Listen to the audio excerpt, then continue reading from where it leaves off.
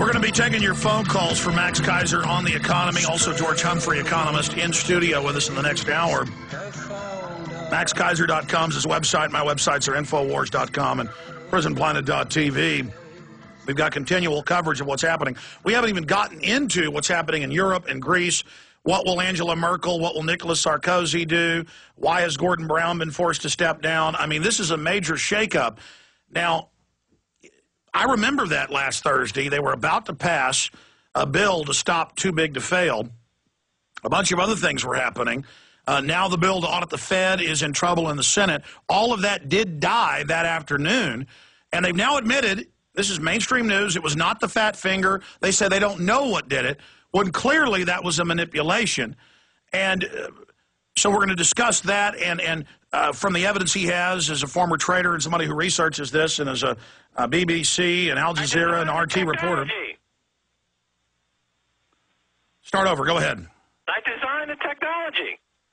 Absolutely. So, Max, go over this. Look, I designed this technology in 1996. There are 132 patents that reference my patent, the Virtual Specialist Patent, 5950176, for making markets with an infinite inventory for price parity across virtual securities. I created this concept. Now, Goldman Sachs, when they do it, when they commit this fraud, they say they're making a market. That's the code word for virtual fraud and naked short selling. Where have we heard that before? Where have we heard the phrase making a market over and over again in their defense? Bernie Madoff said that he's constantly making a market. That's how he was able to create these returns consistently for 10, 15 years. Well, guess what? Goldman Sachs, Lloyd Blankfein, and Bernie Madoff are doing the exact same thing.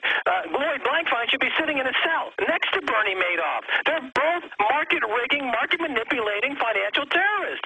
The evidence is so clear now. The only thing that keeps people from putting this guy in jail is because if they do, they have to face themselves in the mirror and realize that they live in a financial hologram. There's no basis for it. It's complete bull. It was bizarre. The host of NBC Nightly News came out and said none of the money's real on Letterman last week. And he basically called it a hologram.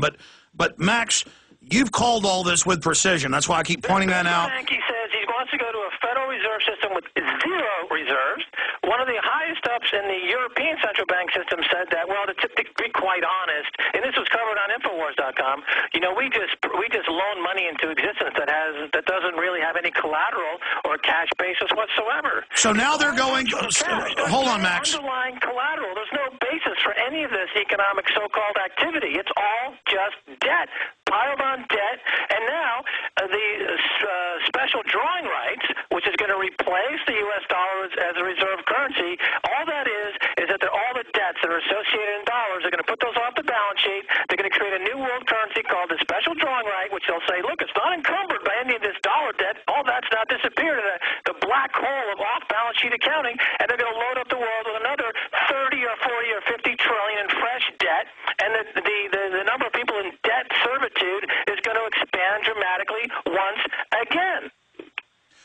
Max, I want to go over this point by point and talk about what's happening currently in Europe and the $1 trillion. It goes from $150 billion to $600 billion to $1 trillion in the space of 3 days. What's behind that?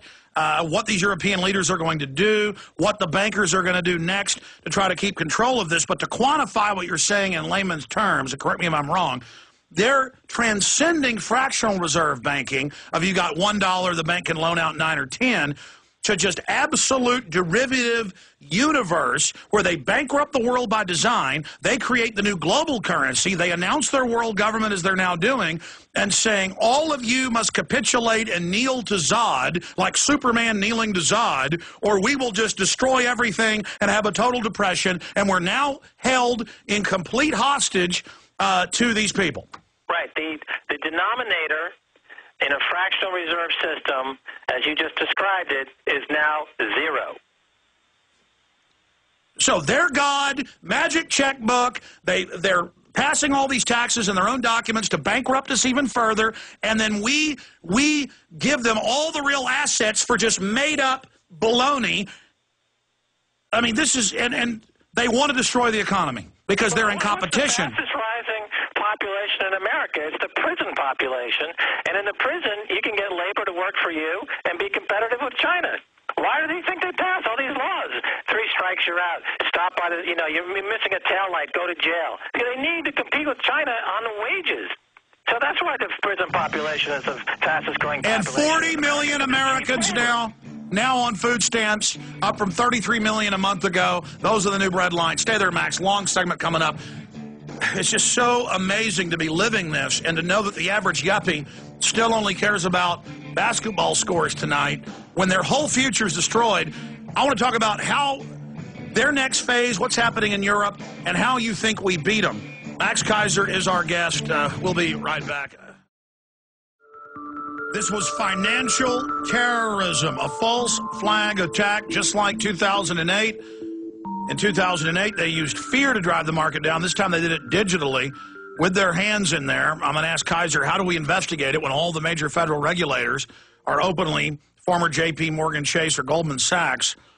Meanwhile, Ron Paul, Euro bailout will lead to currency collapse. Congressman Bernanke broke promises that U.S. taxpayer dollars would not be sent to European banks. I want to take calls coming up for Max Keiser. Your question specifically for him, 1-800-259-9231, 800-259-9231. But they are wrecking the economy by design, waging war against the real economy. We'll put that headline up there, 40 million people now on food stamps.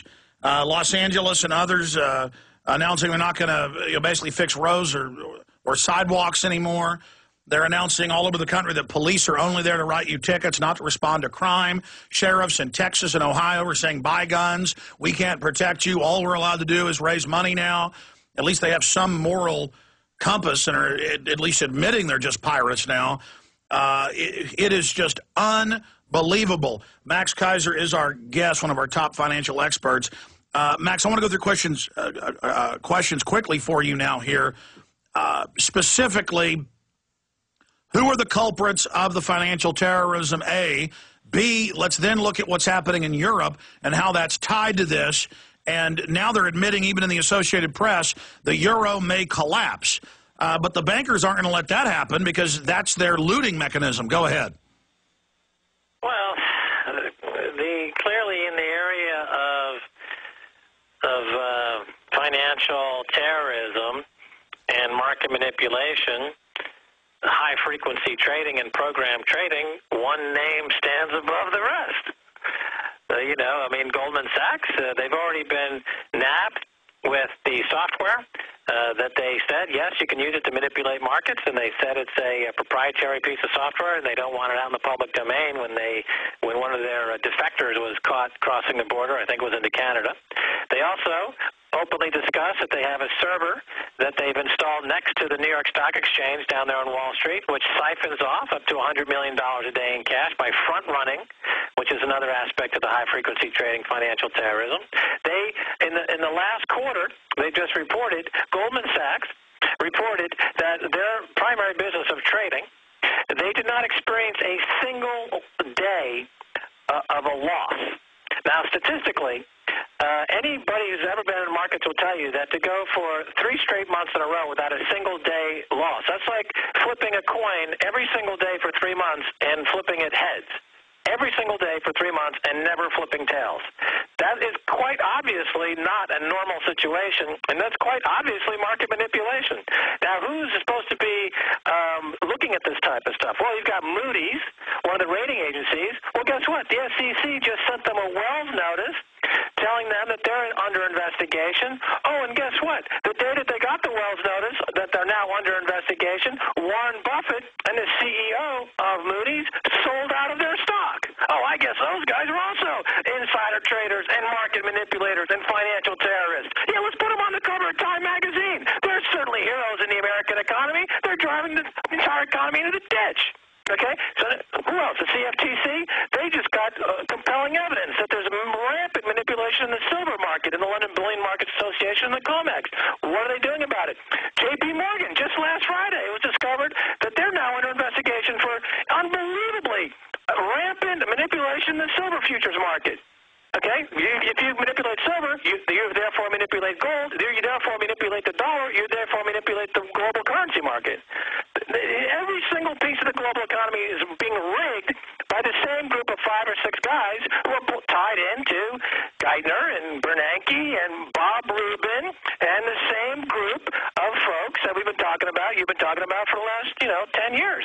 It's just gotten worse. It's gotten more brazen. It's gotten more, they know that there's no recourse, so they are openly just basically Warren Buffett was engaged in an actual pump and dump scheme, something you would expect on a penny stock scammer, where he was actually pumping Moody's, saying, oh, it's a great stock, while he was simultaneously selling it. Which is illegal, which is what Goldman Sachs is in trouble for on Timberwolf. But let me just stop you there.